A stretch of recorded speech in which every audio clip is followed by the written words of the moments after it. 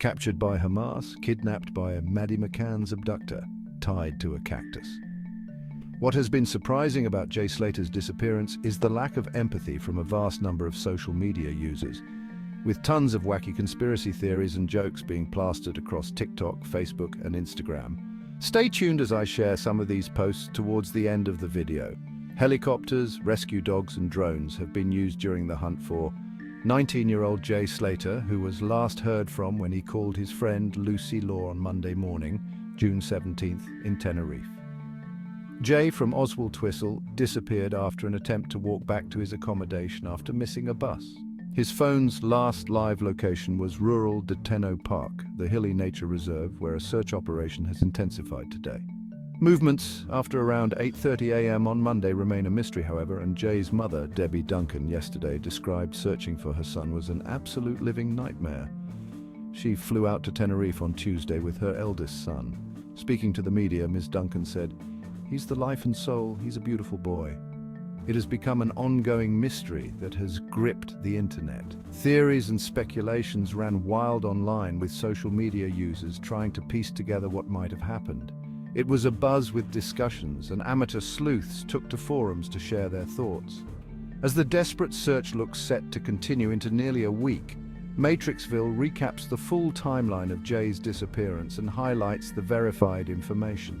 After friends pleaded with people on a Facebook group designed to share updates into the operation not to speculate with wild theories. Here are 4 of the burning questions so far. Where is Jay Slater? Police on the island have said they are doing everything they can to find the missing teenager and are also working with the British Embassy. Jay's last definitive location has been traced to rural Del Teno, a mountainous area in the west of the island. The closest town is Santiago del Teide.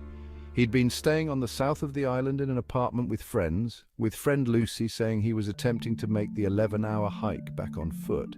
It's currently not publicly clear whether Jay was near facilities to get back to where he was staying with friends, or if he was able to wait around for one to become available, catch a lift, or get a taxi back to his resort. Shortly before vanishing, Jay had been messaging friends on social media, Snapchat, and seemed in a normal and stable state of mind. His phone died around 8:50 a.m., with his last known location registered near a hiking trail several hundred feet above the small village of Masca. What was Jay's state of mind? It cannot be stated with total confirmation what Jay's state of mind was when he vanished. However, his mum believes it was sound. She said friends had told her this. Miss Duncan of Oswaldtwistle, Lancashire, added, "I just think it was a question of him not knowing the island well enough because it was his first time here and being a bit disorientated when it came to distances and not realizing it was a 10-hour walk from where he went missing to his holiday accommodation. I know the last place he spoke to his friend Lucy from was in the mountains, and I think the police have got a more precise location now. I imagine they're also speaking to the people whose place he went back to. Once I've spoken to the British consulate again, I'll be clearer about what I'm going to do, but I imagine we will head up north, nearer the spot Jay was when he disappeared." Has Jay left the country? Authorities are yet to confirm any intelligence to suggest either way if Jay has left Tenerife entirely, although this is highly unlikely to be the case. The nature reserve, rural Del Teno, is extremely remote and rural, and lacks the infrastructure for Jay to have reached an airport swiftly. The Airbnb rental Jay stayed at before vanishing is miles from civilization, according to media outlets. Further to this, Ms. Duncan has said she has Jay's passport. The mum added she wasn't expecting him to reappear and turn up for his plane home, although it is unclear when his return journey was or is scheduled. A fundraiser set up by a friend to get Jay Slater home has since received more than £24,000 in donations.